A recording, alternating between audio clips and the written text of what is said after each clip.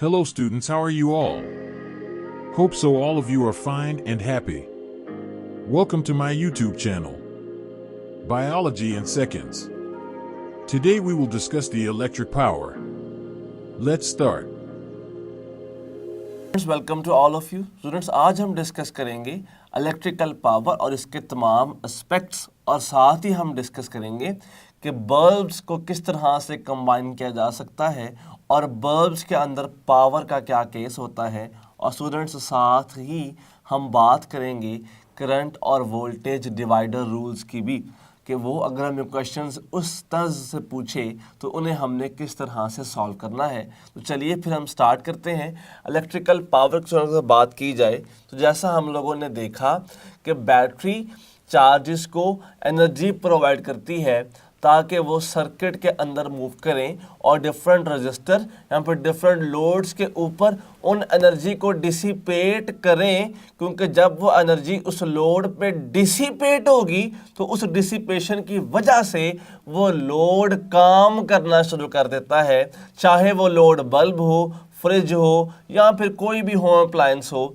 तो उस एनर्जी की डिसिपेशन की वजह से वो अप्लायंस प्रॉपरली काम करती है। और अगर हम उस एनर्जी की डिसिपेशन को टाइम के लिहाज से देख लेंगे तो students it becomes power.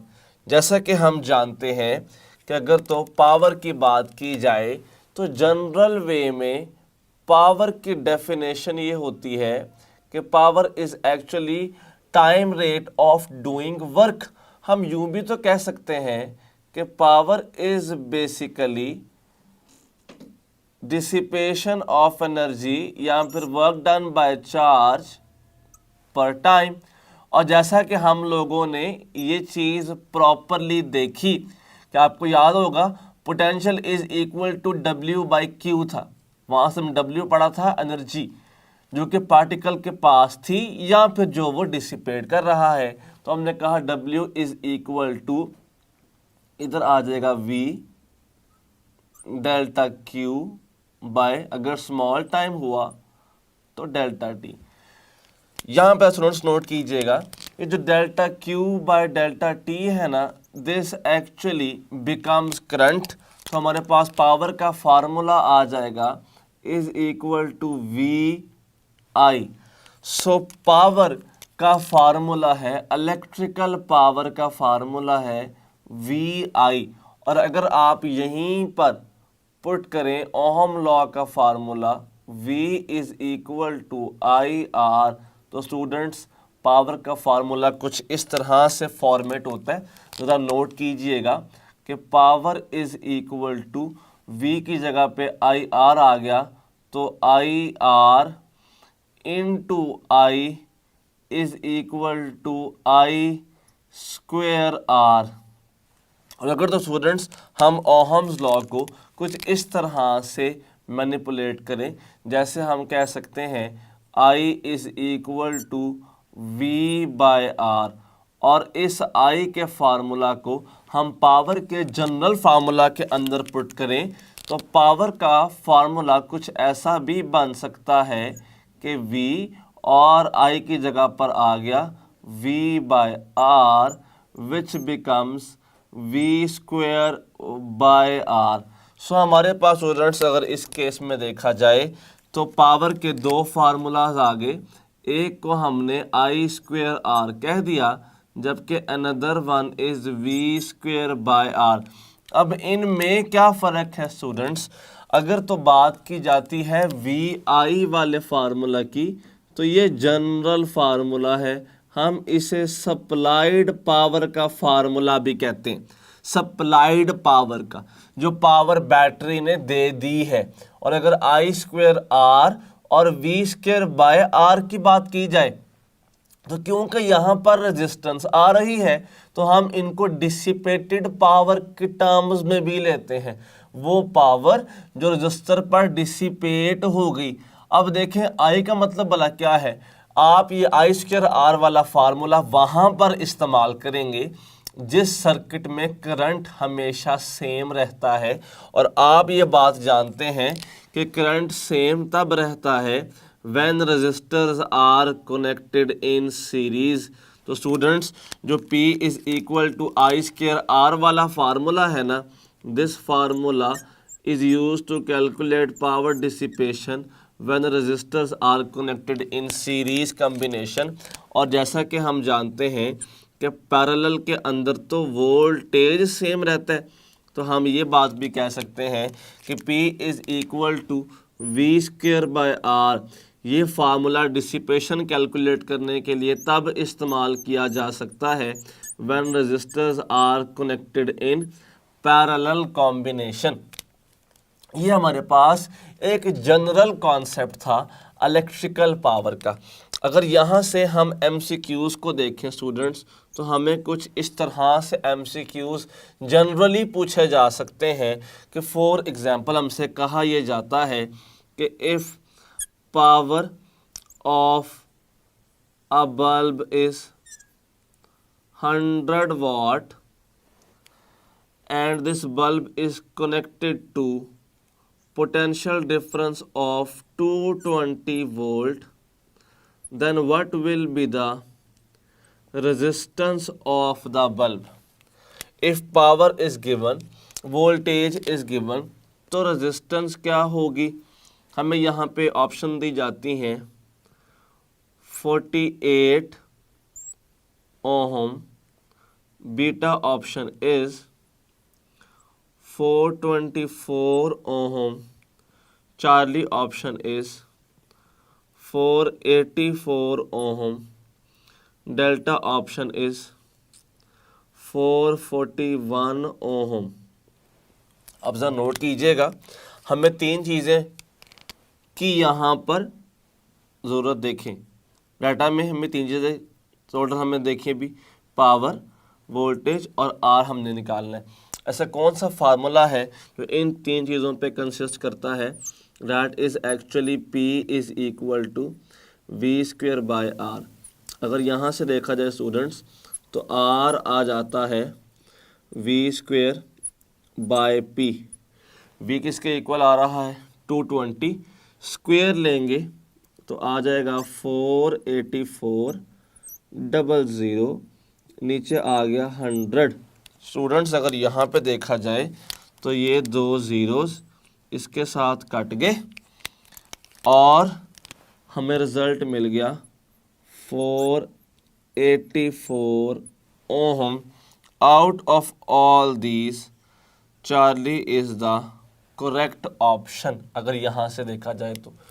Students अब अगर मैं इस कॉन्सेप्ट को थोड़ा सा वाइड करूँ ना, तो हमने एक और चीज़ भी देखनी है।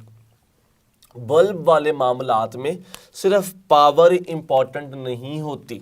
जैसे कि अगर तो मैं बल्ब की बात करूँगा ना स्टूडेंट्स, तो बल्ब या फिर कोई भी होम अप्लायंस एक प्रॉपर पावर पर डिज़ाइन की जाती है, और जिस पावर पर बल्ब डिज़ाइन होता है हम उसे कहते हैं रेटेड पावर। जैसे अगर आपने कभी बाज़ार से बल्ब लिया हो ना, तो हम कहते हैं कि ये 100 वाट का बल्ब है, या ये 48 वाट की ट्यूबलाइट है, या ये 24 वाट का एनर्जी सेवर है। तो वो जो 24 वाट है ना, वो असल में बल्ब उस पावर पर डिज़ाइन किया गया है। कितनी पावर ये बल्ब या ये अप्लायंस है, कोई भी चीज़ 1 घंटे में यूटिलाइज करेगी। तो जिस पावर पर बल्ब को डिज़ाइन किया जाता है, that is actually called rated power. और रेटेड पावर का फार्मूला होता है वी स्क्वेयर बाय आर। अब बच्चे ना बड़े परेशान होते हैं, कंफ्यूज भी होते हैं कि सर ये तो बिल्कुल सेम यही नहीं है ये वाला। तो बेटा फार्मूला यही है, लेकिन मतलब ये नहीं है। ये फार्मूला शो करता है पावर डिसिपेशन को when resistors are connected in parallel combination. लेकिन अगर एक भी बल्ब है, एक भी है, कोई कॉम्बिनेशन नहीं है, एक ही बल्ब है, और आपने रेटेड पावर की बात की है, तो बेटा हमेशा इसको यूज़ करेंगे। अगर हमने बल्ब चाहे सीरीज में जोड़े हों, चाहे हमने कैसे जोड़े हों पैरेलल में, अगर तो बेटा जी हम बात करते हैं बल्ब की रेटेड पावर की, तो फिर उसके लिए यही फार्मूला इस्तेमाल होगा, क्योंकि ये बल्ब की रेटेड पावर है। ये बल्ब की रेजिस्टेंस है, ठीक है। हम यहाँ पर पावर डिसिपेशन की बात नहीं कर रहे, हम वो बात नहीं कर रहे कि अगर करंट आए तो इस रजिस्टर पे कितनी पावर लॉस करता, वो बात नहीं हो रही। ये बल्ब की अपनी पावर जिस पर वो डिज़ाइन किया गया था उसकी बात हो रही है। अब हम ना ज़रा फर्दर इस पे देखेंगे। यहाँ से हमें एक बड़ी सिंपल सी बात स्टूडेंट्स देखने को मिली, और वो ये कि जो रेटेड पावर ऑफ बल्ब है ना, रेटेड पावर इनवर्स है किसके, रेजिस्टेंस के। इसका मतलब है कि जिस बल्ब की पावर ज़्यादा होती है उस बल्ब की अल्टीमेटली रेजिस्टेंस क्या होती है, कम होती है। जिस बल्ब की पावर ज़्यादा होगी स्टूडेंट्स, उस बल्ब की रेजिस्टेंस क्या होगी, कम होगी।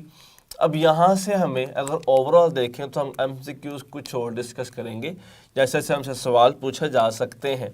जैसे नोट कीजिएगा, हमें क्वेश्चन ऐसे भी पूछा जा सकता है कि if voltage applied is 250 volt and power supplied is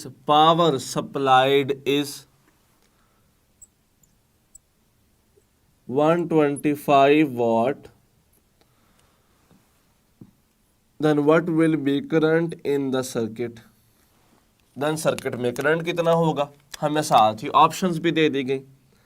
alpha option is 1 ampere, beta option is 2 ampere, Charlie option is 0.5 ampere, जबकि डेल्टा ऑप्शन इज 0.25 एम्पेयर। अब ज़रा नोट कीजिएगा, हमारे पास क्वेश्चन में कौन कौन सी फिजिकल क्वांटिटीज़ मौजूद हैं, वी, पी और आई। क्या कोई फार्मूला इन तीन पे कंसिस्ट करता है, तो that is P is equal to V I. हमने कैलकुलेट क्या करना है, current. Current is equal to किसके आ गया, पी बाई वी। पावर कितनी मौजूद है, 125। वोल्टेज क्या है, 250।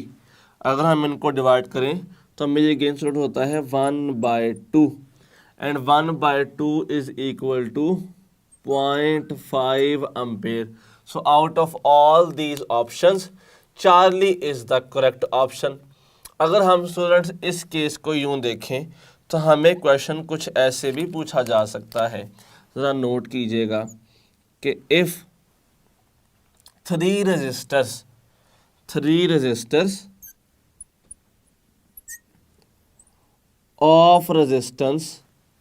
of resistance 3 ohm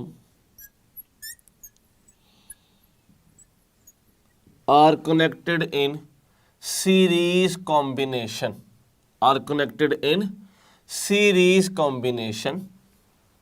what will be the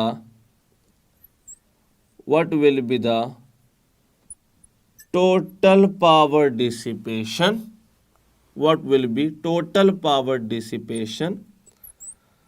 if current flowing through the circuit is 2 ampere. और हमें स्टूडेंट साथ ही ऑप्शन दे दी गई 9 वॉट, बीटा बता दिया गया 18 what, Charlie is 36 what, delta is 72 what. हमने इसको प्रॉपर सॉल्व करना है। अब हमने कहा क्योंकि हम निकाल रहे हैं टोटल पावर, तो फिर इस फार्मूला में आर इक्वलेंट यूज़ होगा। और आपको पता है ये बात कि जहाँ पर आर इक्वलेंट की बात आ जाए ना सीरीज़ में, व्हेन रजिस्टर है सेम वैल्यू, तो फिर हम वहाँ पे एन आर को इस्तेमाल करते हैं। आई कितना था 2 का स्क्वायर क्या बन गया 4, एन कितना है 3, आर कितना है 3। तो ज़रा नोट कीजिएगा 3 × 3 is 9 into 4 is students 36. So out of all these options 36 watt is actually correct answer. Students अगर यहाँ से देखा जाए ना तो हमें क्वेश्चन ऐसे भी पूछा जा सकता है, ज़रा नोट कीजिएगा। क्वेश्चन ऐसे भी आ सकता है कि if a bulb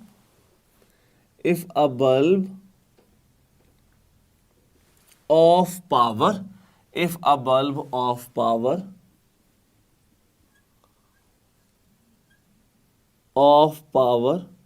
100 watt is connected to potential difference of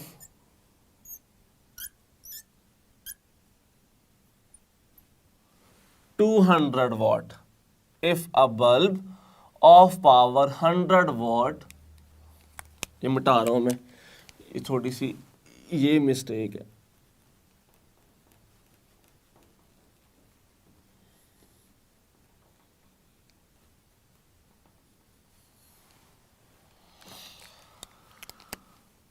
यहां से मैं दोबारा बोलूंगा।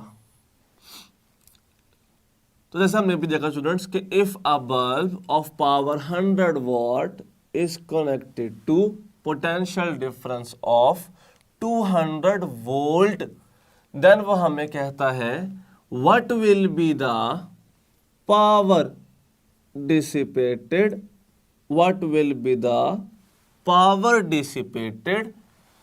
if potential difference is 100 volt. अब देखें, कहता है पहले जो बल्ब की पावर है 100 वॉट हमने जोड़ा 200 वोल्ट के साथ, ये V1 आ गया, V2 ये गिवन है। कहता बताएं P2 क्या होगा। एक बड़ी सिंपल सी बात ज़रा सुने ना, हमने सेम बल्ब को इस्तेमाल किया तो रेजिस्टेंस ऑफ बल्ब तो चेंज नहीं होने वाली, वो तो जो है वही रहेगी ना। दूसरी बात, जब हमने ये देखा कि 100 वॉट के बल्ब को चलाने के लिए 200 वोल्ट का पोटेंशियल चाहिए था, और जब आप 200 वोल्ट की बजाय 100 वोल्ट दे देंगे तो क्या 100 वोल्ट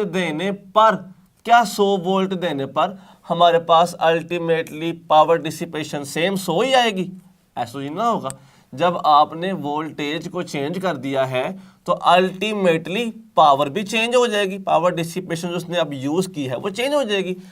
हमें ऑप्शंस कुछ यूं दे दी जाती हैं 100 वॉट, इट मींस कोई फर्क नहीं आ रहा।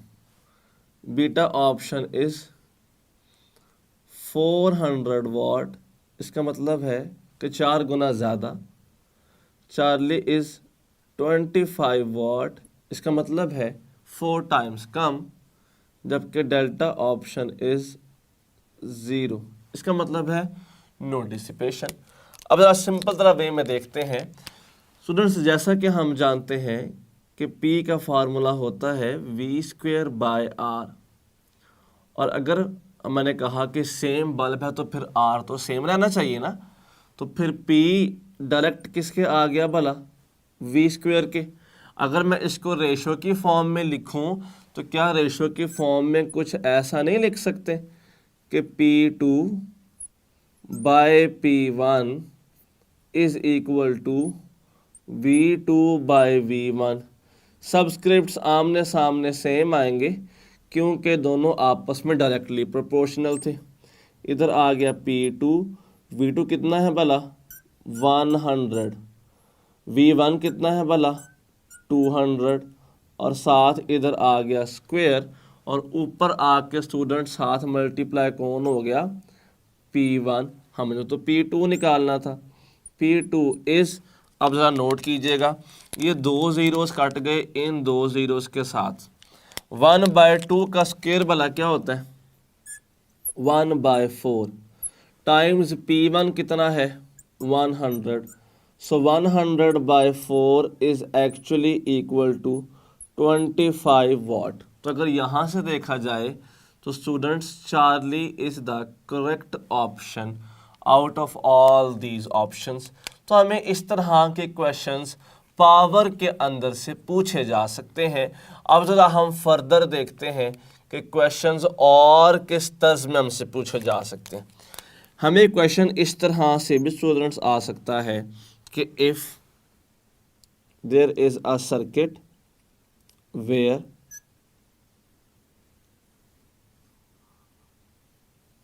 these three bulbs are used, एक सर्किट में हमने 3 बल्ब्स को इस्तेमाल किया,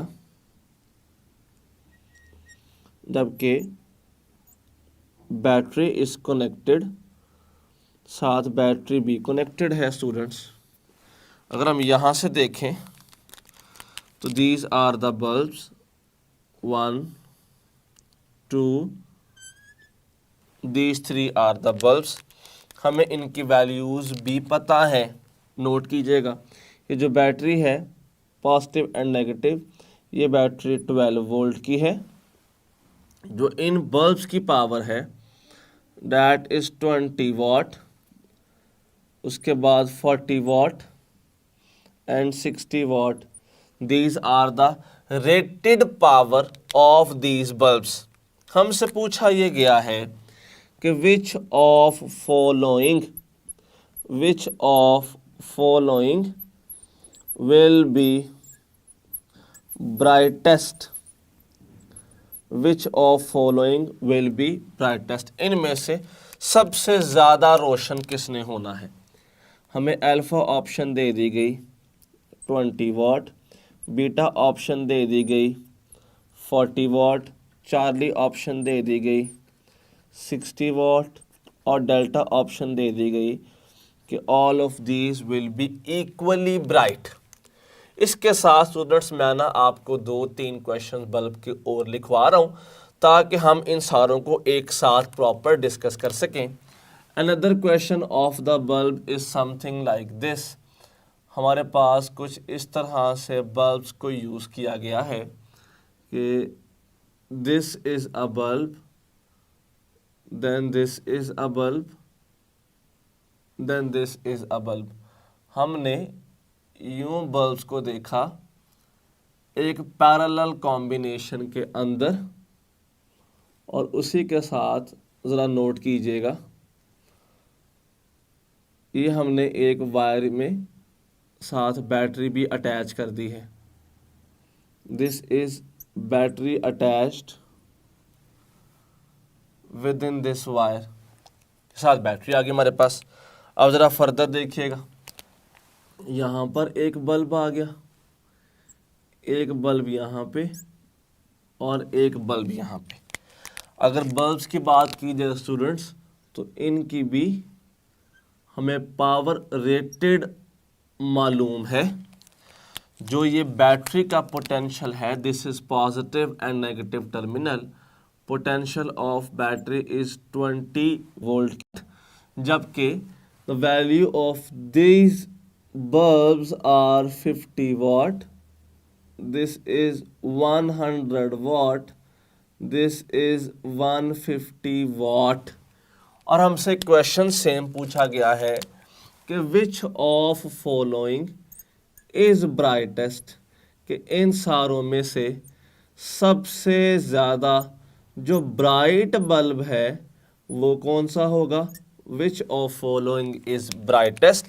और साथ हमें ऑप्शंस दे दी गई, alpha option is 50 watt, beta option is 100 watt, Charlie option is 150 watt, जबकि डेल्टा ऑप्शन इज कि all will be equally bright.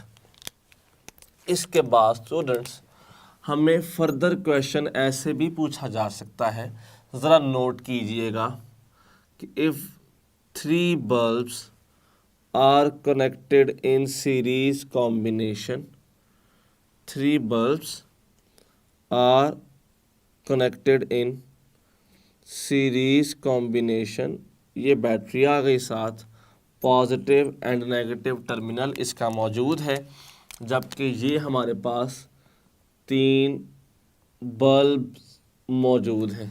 These are the 3 bulbs.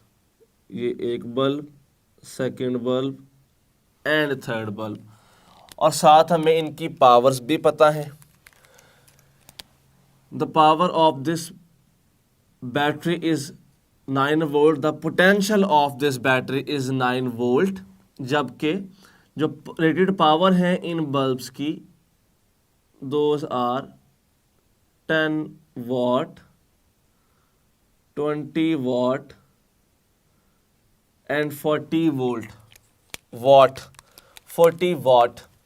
और हमें साथ ही कहा जाता है which of following bulb has which of following bulb has thickest filament। सबसे ज़्यादा थिक फिलामेंट किस बल्ब का है। और साथ हमें ऑप्शन दे दी जाती हैं कि bulb having 10 watt power, beta है bulb having 20 watt power, Charlie है बल्ब हैविंग 40 वाट पावर, और डेल्टा कहा जाता है कि all have equal thickness of filament. अगर तो मैं फर्दर इसको यूं बयान करूं कि एक क्वेश्चन ऐसे भी पूछा जा सकता है हमसे, ज़रा नोट कीजिएगा कि there are 3 bulbs, this is first bulb, this is second bulb, this is third bulb, और यहाँ पे ये आ गई इनकी वायर, और इसके साथ स्टूडेंट्स हमने अटैच कर दी है ये बैटरी। साथ ही देखिएगा, बैटरी इज अटैच्ड, ये साथ बैटरी अटैच हो गई। जबकि power of these bulbs are given, powers हमें कुछ यूं गिवन है स्टूडेंट्स, नोट कीजिएगा। Power of this bulb is, power of this bulb is 2, this bulb is 4 and this bulb is 6 watt। हमें इन सब की पावर्स गिवन है और कहा यह जाता है कि बताइए what will be equivalent power. हमारे पास इक्वलेंट पावर क्या होगी इस सर्किट की। हमें साथ ऑप्शंस कुछ यूं दे दी जाती हैं, ज़रा नोट कीजिएगा।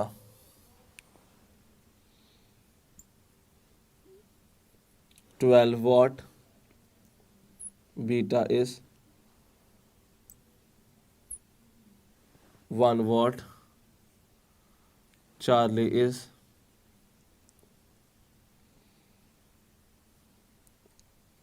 11/12 watt, delta is 12/11 watt. Students, हमने देखा कि ये बल्ब से लिंक्ड क्वेश्चंस हैं। अब हम इनको प्रॉपर सॉल्व करेंगे ताकि हमें बल्ब के मुतालिक प्रॉपर आइडिया हो सके। अगर यहाँ से हम फर्दर देखें स्टूडेंट्स, तो देखिएगा कि हमने कहा कि bulbs are connected in series and which of the following will be brightest. तो चलिए अब हम ज़रा बल्ब्स के बारे में देखते हैं कि अगर वो सीरीज़ में हो या अगर वो पैरेलल में हो तो हमें उन्हें कैसे सॉल्व करना चाहिए। तो चलिए डिस्कस करते हैं बल्ब्स को। अगर तो स्टूडेंट्स बल्ब्स की बात की जाती है तो याद हमसे कहा था, हमने एक बात पढ़ी थी KBC, कौन बनेगा करोड़पति। K for springs, B for bulbs, C for capacitors. तो बल्ब्स अगर कनेक्ट होते हैं तो इनका कम्बिनेशन कैपेसिटर्स की तरह का ही होता है। अगर बल्ब्स की बात की जाए तो bulbs can be in series as well as can be in parallel combination. पहली बात तो ये आ गई। अब अगर सीरीज की बात की जाए स्टूडेंट्स तो इट मीन्स कि bulbs are being connected in this way, कि हमारे पास एक ये बल्ब है, एक ये बल्ब है और एक ये बल्ब है। Now this is series combination, कि हमारे पास ये एक बल्ब ये आ गया, एक बल्ब ये आ गया और एक बल्ब ये आ गया। और अगर तो स्टूडेंट्स हम बात करते हैं पैरेलल की, तो इट मीन्स कि हम कुछ यूँ बात कर रहे हैं कि this is first bulb, this is second bulb, जबकि दिस इज़ थर्ड बल्ब। अब नोट कीजिएगा, these are connected in this way, मेरे पास ये तीनों बल्ब्स आ गए हैं। So this is first bulb, this is second bulb and this is third bulb.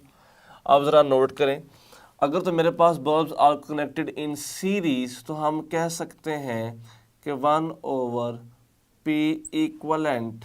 Students, if bulbs are in series, then 1/p equivalent is equal to 1/p1 plus 1/p2 plus 1/p3। Then हम इनको इस तरह से solve कर सकते हैं। और students, अगर तो हमारे पास दो बल्ब्स होते, अगर तो बल्ब्स कितने होते, अगर तो बल्ब्स होते दो, तो फिर हम बहुत इजीली कह सकते थे कि P equivalent is equal to product by sum. इसका मतलब है कि product of powers of two bulbs by sum of power of two bulbs. So this is basically equivalent power of two bulbs who have different values of rated power and connected in series combination। और इसके बाद जो सबसे important बात है वो ये students, कि जैसा कि हम लोग जानते हैं कि अगर तो बल्ब्स की बात की जाए तो P इज़ इक्वल टू किसके आता है, V² बाय R। अब ज़रा बहुत इम्पॉर्टेंट चीज़ नोट कीजिएगा students, if current is flowing from this direction to this one, अगर करंट इस तरह से जा रहा है, और हमने एक बात सीखी होती है ना कि the bulb having more power will have less resistance.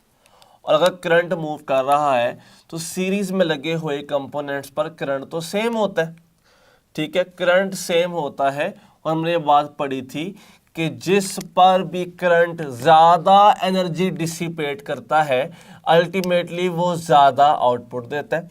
अब करंट फ्लो कर रहा है, हम फर्ज कर लेते हैं कि जो पावर फर्स्ट बल्ब की है दैट इज़ P1, इसकी P2 और इसकी P3, और जो P1 है वो सबसे ज़्यादा है, उसके बाद P2 की पावर है और सबसे कम P3 की पावर है। स्टूडेंट्स, अगर पावर का रिलेशन कुछ इस तरह से है तो resistance will be something like this, कि जो R1 है वो सबसे कम होगी, R2 उससे ज़्यादा और R3 सबसे ज़्यादा। अच्छा, मतलब ऐसा मैंने क्यों कहा है, क्योंकि पावर ना रेजिस्टेंस के लिहाज से इनवर्स है, अगर पावर ज़्यादा है तो R कम होगी।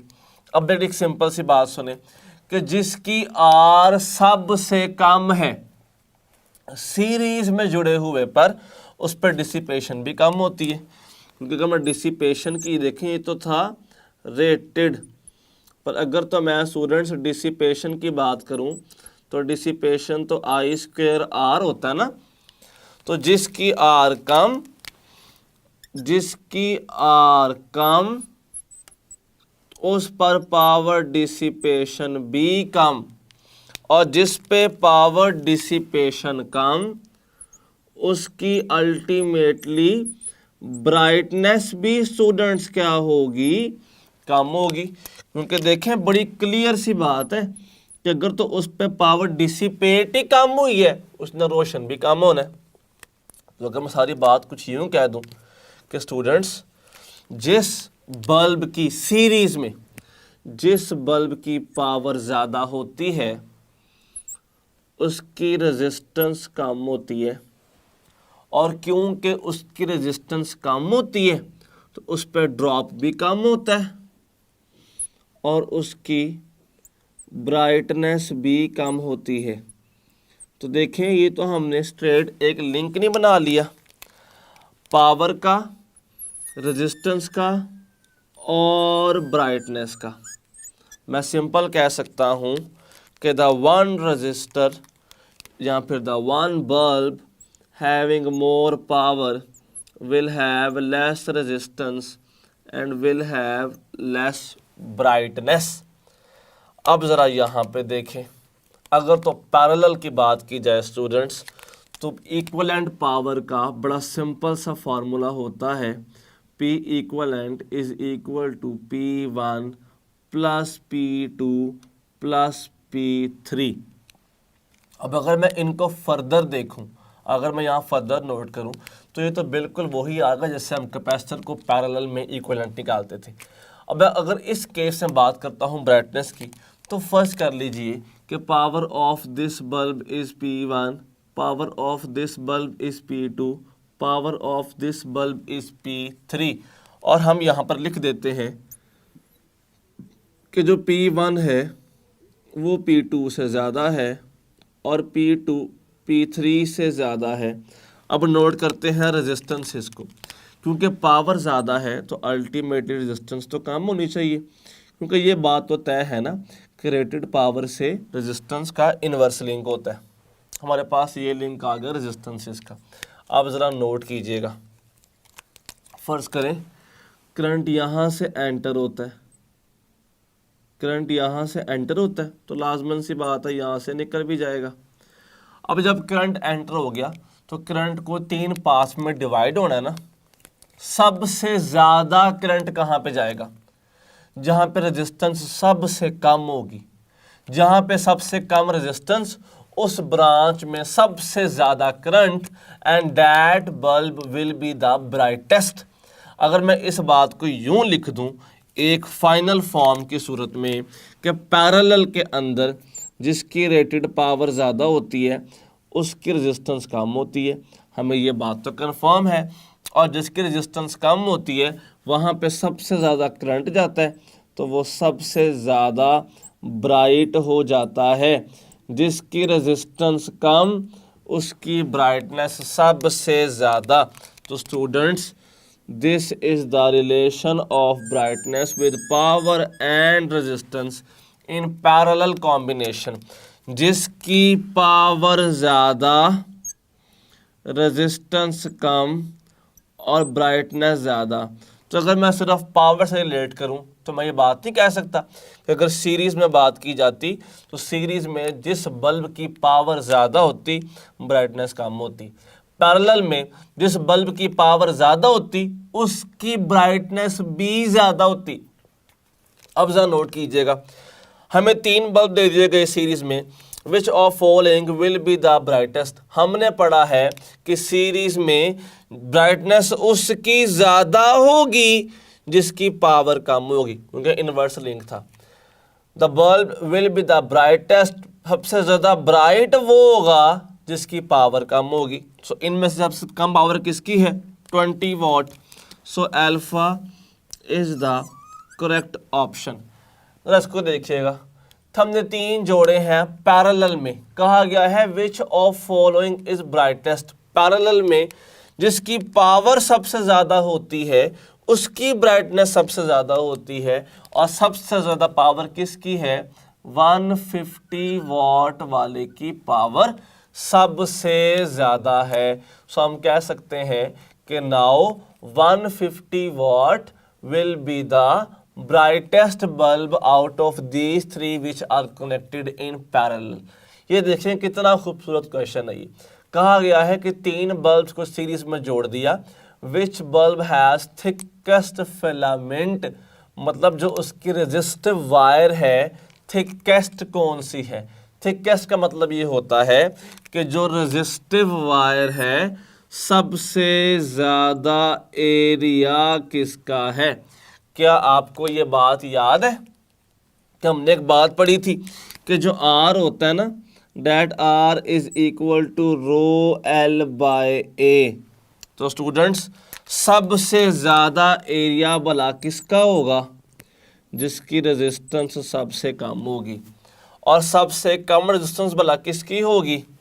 जिसकी पावर ज़्यादा होगी, क्योंकि resistance and power are inversely linked अगर बल्ब की रेटेड पावर के लिहाज से बात की जाए तो।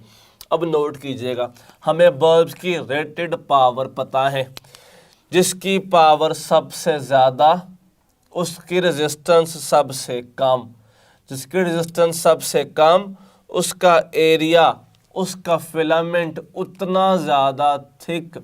तो मैं डायरेक्ट ये बात भी कह सकता हूँ इस क्वेश्चन में कि स्टूडेंट्स जिसकी पावर ज़्यादा होगी ना, उस बल्ब के फिलामेंट की थिकनेस भी ज़्यादा होगी। क्योंकि देखें पावर इनवर्स आता है, पावर इनवर्स आता है किसके? रेजिस्टेंस के, और रेजिस्टेंस इनवर्स आती है किसके? एरिया ऑफ बल्ब के। So the bulb having more power will have thickest filament and will have least resistance। तो अगर मैं यहाँ से देखूँ तो सबसे ज़्यादा पावर 40 वाट की है, तो 40 वाट वाले के पास थिकेस्ट फिलामेंट स्टूडेंट्स होना चाहिए। अब लास्ट क्वेश्चन की बात करते हैं बल्ब्स में से। 2, 4 और 6 are connected in parallel combination, और कहा गया है कि बताएं इक्विवेलेंट पावर क्या होगी? When bulbs are connected in parallel combination, equivalent power is actually sum of all the powers. So 2 + 4 + 6 actually give us 12 watt. तो students alpha is the correct option out of all the. सबने देखा कि bulbs में से किस किस तरह के क्वेश्चंस हमें पूछे जा सकते हैं, हमने उससे कैसे कैसे सॉल्व करना होगा। अब हम एक जनरल क्वेश्चन करेंगे और उसे करने के बाद हम मूव करेंगे टुवर्ड्स वोल्टेज डिवाइडर और करंट डिवाइडर रूल की तरफ। जैसे कि पहले हम उससे पहले एक क्वेश्चन को सॉल्व करना चाहेंगे। तो क्वेश्चन कुछ स्टूडेंट्स इस तरह से है कि हमारे पास एक सर्किट गिवन है, दिस इज रजिस्टर, और रजिस्टर के साथ पैरेलल में 2 और रजिस्टर्स कनेक्टेड हैं। These 2 resistors are connected with this one. हमें स्टूडेंट्स यहाँ पे साथ दे दी गई है बैटरी। ये हमारे पास सर्किट पूरा हो गया। The value of resistors are given. This value is 5 ohm. This value is 10 ohm. जबकि this value is 9 ohm. जो करंट इसमें से 5 ohm वाले में से पास कर रहा है, that current is actually 0.6 ampere. That current is actually 0.6। हमसे पूछा बोला गया है, हमसे पूछा यह गया है कि बताइए what will be the voltage drop on 9 ohm. 9 ohm वाले पे वोल्टेज ड्रॉप कितना होगा? अच्छा, इस पे वोल्टेज ड्रॉप निकालने के लिए ना सबसे पहले तो स्टूडेंट्स आपको ना इसमें से गुजरने वाला करंट चाहिए। अब वो तो नहीं पता हमें तो सिर्फ एक करंट पता है, ना हमें पोटेंशियल ऑफ बैटरी पता है, कुछ भी नहीं पता। साथ हमें उसने ऑप्शंस कुछ यूँ दे दी हैं। Options are given as alpha, हमें ऑप्शन दे दी गई 8.1 वोल्ट, बीटा हमें ऑप्शन दे दी गई 7.2 वोल्ट, चार्ली ऑप्शन दे दी गई 5.6 वोल्ट, डेल्टा ऑप्शन दे दी गई है 4.5 वोल्ट। अब ज़रा नोट कीजिएगा स्टूडेंट्स, क्या हम ये बात नहीं जानते कि जो करंट है ना वो रेजिस्टेंस के इनवर्स होता है? अगर बैटरी एक लगी हो तो अगर तो रेजिस्टेंस डबल हो जाती है, इफ रेजिस्टेंस इज डबल्ड, तो फिर करंट क्या हो जाएगा, करंट अल्टीमेटली हाफ हो जाएगा, क्योंकि बोथ आर इनवर्सली लिंक्ड। अगर आर डबल होती है तो करंट को हाफ होना चाहिए। मैं ये बात क्यों कर रहा हूँ, क्योंकि देखें 10 ओहम की रेजिस्टेंस डबल है 5 ओहम से। अगर रेजिस्टेंस डबल है तो 10 ओहम में करंट को हाफ होना चाहिए। फिर जो करंट इसमें से पास कर रहा होगा ना स्टूडेंट्स, वो 0.3 एम्पेयर पास कर रहा होगा। अगर मैं दोनों को सम कर लूँ तो 0.6 प्लस 0.3 मुझे भला क्या मिल जाएगा, total current. Total current, net current is equal to 0.6, क्योंकि नीचे वाली आर डबल थी तो करंट हाफ होगा, 0.3 इज इक्वल टू 0.9 एम्पेयर। मुझे मिल गया करंट। करंट को निकाल लेने के बाद वोल्टेज ड्रॉप तो निकालना बहुत ही आसान है, क्योंकि हम निकालना चाह रहे हैं 9 ओहम वाली में से, तो यहाँ पे 9 आ जाएगा। 9 इंटू 9 भला क्या बनता है, 81, और ये पॉइंट भी था तो ये बन जाएगा स्टूडेंट्स 8.1 वोल्ट। अगर यहाँ से देखा जाए स्टूडेंट्स तो alpha is the correct option. Students अब हम बात करेंगे डिवाइडर रूल्स की। अब हम बात करते हैं कि डिवाइडर रूल्स में से हमें क्वेश्चंस कैसे कैसे पूछे जा सकते हैं और हमने उन्हें किस तरीके से प्रॉपर सॉल्व करना होगा। सबसे पहले स्टूडेंट्स मैं बात करूंगा वोल्टेज डिवाइडर की। सबसे पहले स्टूडेंट्स बात की जाएगी वोल्टेज डिवाइडर की। फर्ज कर लीजिए हमारे पास एक सर्किट मौजूद है, उस सर्किट में एक रेजिस्टेंस ये है जबकि एक रेजिस्टेंस ये मौजूद है, और इसी के साथ हमारे पास ये मौजूद है टोटल बैटरी, और स्टूडेंट्स ये आ गया हमारे पास सर्किट पूरा। इसे हमने क्या दिया, R1, this is R2, this is potential of battery V। ये पॉजिटिव है या नेगेटिव, हमारे पास स्टूडेंट्स यहाँ पे सेम करंट ने फ्लो करना ना, करंट तो हमारा सेम है, सेम करंट है, लेकिन इन दोनों पर जो वोल्टेज ड्रॉप वो तो अलग अलग है। जो वोल्टेज ड्रॉप R1 पे वो V1 है, जो वोल्टेज ड्रॉप R2 पे है स्टूडेंट्स वो V2 है। हमने ऐसे इनको डिवाइड किया हुआ है कि इस V में से कुछ पोर्शन V1 ड्रॉप होगा R1 पे और बाकी पोर्शन V2 ड्रॉप होगा R2 पे। हमें ये कहा जाता है करंट बताए बगैर कि बताइए what will be the potential drop eight R1। हमें करंट नहीं बताया गया। करंट अगर हमें नहीं पता तो फिर हम ये कैसे सॉल्व करेंगे V is equal to IR से। करंट तो यहाँ पे लाजमी था। एक बड़ी सिंपल सी बात देखिएगा, हम इसे सिंपल यूँ लिख सकते हैं कि करंट तो सेम रहा ना। अगर हमने V1 निकालना है फ़र्ज़ कीजिए तो फार्मूला आ जाता है IR1, और करंट क्योंकि सेम था सर्किट में तो I is equal to V by R होता है। So V by R equivalent times R1। मेरे पास यहाँ से एक बड़ा सिंपल सा स्टूडेंट्स शॉर्टकट आ गया कि जिस भी R पर आपने वोल्टेज ड्रॉप निकालना है वो R ऊपर, R इक्वलेंट नीचे times total potential of the battery. तो अगर तो आपने R1 पे निकालना था तो सिंपल आ गया। कैसे? सिंपल आ गया R1 ऊपर, दोनों का सम, R इक्वलेंट नीचे टाइम्स वोल्टेज। अगर R2 पे निकालना होता तो R2 by R equivalent times voltage. बच्चे कहते हैं कि सर ये तो सीरीज में हो गया ना, बताएं पैरेलल में अगर पूछा तो कैसे निकालना है। बेटा वहाँ तो हमने निकालना ही नहीं है। हमने ये बात पढ़ी होती है कि पैरेलल में हर रेजिस्टेंस पर वोल्टेज सेम होता है और वही होता है जो बैटरी का मौजूद होता है। तो बेटा वोल्टेज तो डिवाइड होता ही बस सीरीज में, और अगर सीरीज में निकालना पड़े तो बेटा हम इस फार्मूले की हेल्प से निकाल लेंगे। सेकंड हमारे पास केस है करंट का।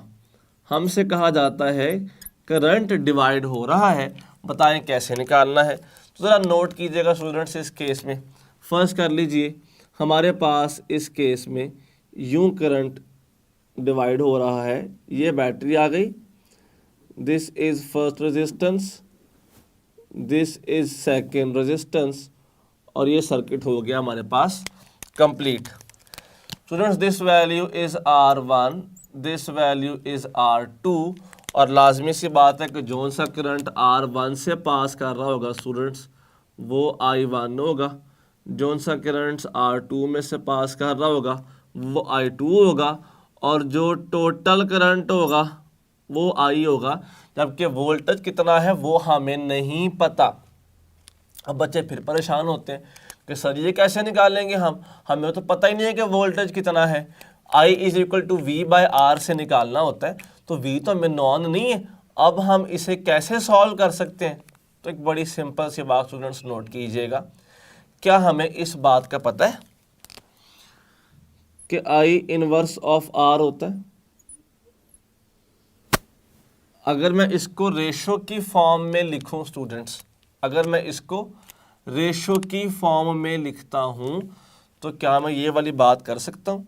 ज़रा नोट कीजिएगा, अब ज़रा नोट कीजिएगा।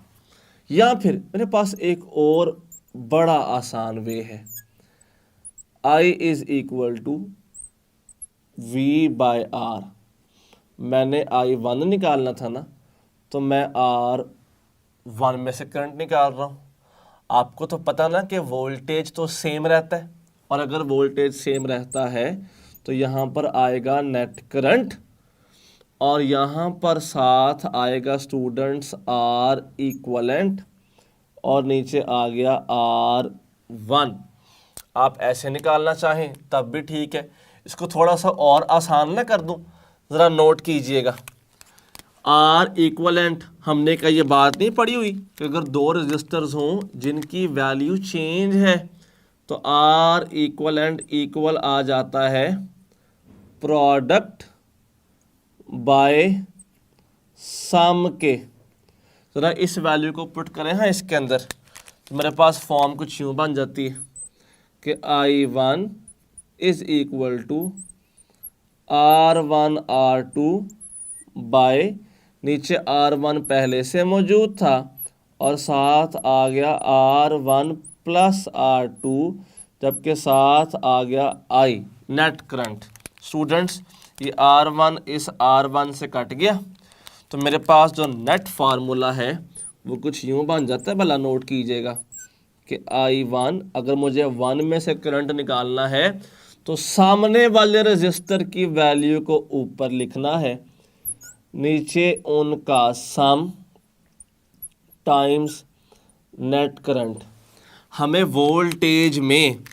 वोल्टेज डिवाइडर में जिस रजिस्टर पे वोल्टेज ड्रॉप निकालना था ना उसी को ऊपर लिखना होता था। करंट में जिस में से करंट को निकालना है सामने वाले को ऊपर लिखना है, जबकि दोनों का सम नीचे टाइम्स टोटल करंट। तो आपने देखा कि कैसे हम बगैर वोल्टेज के और यहाँ पे बगैर करंट के वोल्टेज और करंट डिवाइडर रूल अप्लाई कर सकते हैं। स्टूडेंट्स अब हम इनके कुछ क्वेश्चंस देख लेते हैं ना कि हमें क्वेश्चन की फॉर्म में किस किस तरह से आ सकता है। तो चलिए फिर हम स्टार्ट करते हैं। हमारा फर्स्ट क्वेश्चन है, if there are 3 resistors in series, if there are 3 resistors of value 2 ohm, 4 ohm and 10 ohm are in series and total value of current is I net is 2 ampere, then what will be the value of current passing through 4 ohm, then what will be the value of current passing through 4 ohm? अब ज़रा alpha note कीजिएगा। Alpha option given है 2 ampere, beta option given है 1 ampere, हमें Charlie option given है 1/2 ampere, जबकि delta option given है 4 ampere. एक बड़ी सिंपल सी बात स्टूडेंट्स नोट कीजिएगा, सीरीज में current through out the circuit same रहता है। अगर तो हमारे पास टोटल करंट सर्किट में से गुजरने वाला 2 अम्पेयर है तो 2 अम्पेयर ही पास करना है 2 ओहम में से भी, 2 अम्पेयर ही पास करना है 4 ओहम में से भी, और 2 अम्पेयर ही पास करना है 10 ओहम में से भी। तो फिर जो 4 ओहम की बात की गई है तो ये वही करंट है जो पूरे सर्किट में फ्लो करेगा, and the answer is 2 ampere. तो याद रखिएगा कि कभी भी करंट डिवाइडर रूल सीरीज पर अप्लाई नहीं होता, वहां पे तो करंट सेम रहता है। पर अगर हमें ये क्वेश्चन कुछ इस तरह से पूछा जाता, आप जरा नोट कीजिएगा कि if there are two resistors, if there are two resistors of value, हमें यहाँ पे रेजिस्टर्स गिवन है और रेजिस्टर्स की वैल्यूज भी गिवन है। 2 resistors of value 4 ohm and 6 ohm, जबकि total current passing through is 2 ampere, और पूछा गया है कि what will be the current passing through 4 ohm, कि बताइए 4 ओहम में से कितना करंट पास कर रहा होगा। हमें साथ ही ऑप्शंस दे दी गई हैं, 0.6 ampere, beta is 0.8 ampere, Charlie is 1 ampere, जबकि डेल्टा इज 1.2 अम्पेयर। आप ज़रा नोट कीजिएगा स्टूडेंट्स, हमने क्या यहाँ पर हमें कहीं वोल्टेज की वैल्यू पता है? बिल्कुल नहीं पता। मतलब I is equal to V/R तो नहीं लगा सकते, मुझे लगाना पड़ना है करंट डिवाइडर रूल। मुझे I किस में से निकालना है? 4 ओहम वाले में से।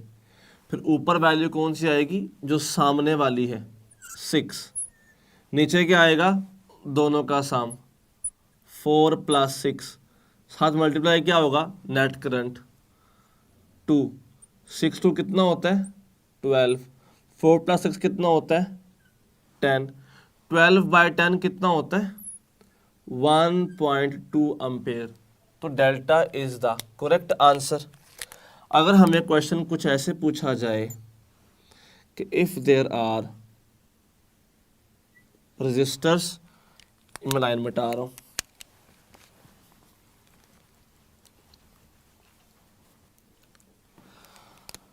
अगर हमें क्वेश्चन कुछ ऐसे पूछा जाए कि if there are resistors connected in parallel combination,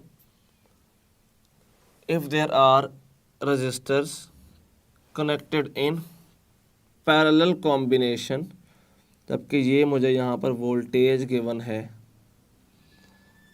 and this is the complete circuit. और हमें यहाँ पे स्टूडेंट्स गिवन है रजिस्टर्स भी, first resistor, second resistor, third resistor, और साथ हमें इनकी वैल्यूज भी पता है। Value of first resistor is 4 ohm, second resistor is 5 ohm, third register is 1 ohm, और जो यहाँ पे हमारे पास पोटेंशियल ऑफ बैटरी गिवन है positive to negative, this is 20 volt. और पूछा हमसे गया कि बताइए वोल्टेज ड्रॉप ऑन 5 ओहम कितना होगा? वोल्टेज ड्रॉप 5 ओहम पे कितना होना है? हमें ऑप्शन दे दी गई 10 वोल्ट, फिर साथ ऑप्शन दे दी गई 5 वोल्ट, चार्ली ऑप्शन दे दी गई 20 वोल्ट और साथ ही डेल्टा ऑप्शन हमें दे दी गई है 2.5 वोल्ट। तो एक बड़ी सिंपल सी बात हमने याद रखनी है कि if this is a parallel circuit, तो पैरेलल में वोल्टेज तो सेम रहता है, वो तो बदलता ही नहीं है। तो इन सारों को 20 वोल्ट ही मिल रहा है। Charlie is the correct option. यानी कि वोल्टेज डिवाइडर रूल कभी भी पैरेलल पे अप्लाई नहीं होता। अब हम बात करते हैं, अगर यही रजिस्टर हम जोड़ देते सीरीज़ के अंदर, तो अगर हमारे पास इस तरह से कनेक्ट होता एक सर्किट, अब ज़रा नोट कीजिएगा कि दिस इज़ अ सर्किट, ये साथ आ गई हमारे पास बैटरी पॉजिटिव एंड नेगेटिव, और यहाँ पर साथ आ गया रजिस्टर्स। अब ज़रा नोट कीजिएगा, अगर यहाँ पे स्टूडेंट्स बात की जाए तो इसकी वैल्यू हमें गिवन है 2 ohm, second is 3 ohm, this is 5 ohm, जबकि value of battery is 20 volt. और हमें पूछा ही जाता है कि बताइए what will be the potential drop at 3 ohm. हमें यहाँ पे 7 ऑप्शंस दे दी गई, 3 वोल्ट, बीटा दे दिया गया 6 वोल्ट, चार्ली दे दिया गया 10 वोल्ट, जबकि डेल्टा मिल गया 20 वोल्ट। तो स्टूडेंट्स सीरीज़ में करंट सेम रहता है, वोल्टेज तो डिवाइड होता है। डिवाइड कैसे होगा अभी देखते हैं हम। हमें पहले अप्लाई करना है वोल्टेज डिवाइडर रूल, क्योंकि हमें करंट तो नहीं पता ना, वो कैसे है, जिस पर निकालना है स्टूडेंट्स उसकी वैल्यू रखेंगे हम ऊपर। हमने वोल्टेज निकालना है 3 ओम पे, सो 3 आ गया ऊपर, सब का सम नीचे 2 + 3 + 5 times total voltage 20। 3 × 20 becomes 60, 2 + 3 5 + 5 10, 60/10 is 6 volt. So correct answer is 6 volt. तो स्टूडेंट्स यहाँ पे आपका टॉपिक करंट वाला ख़त्म होता है।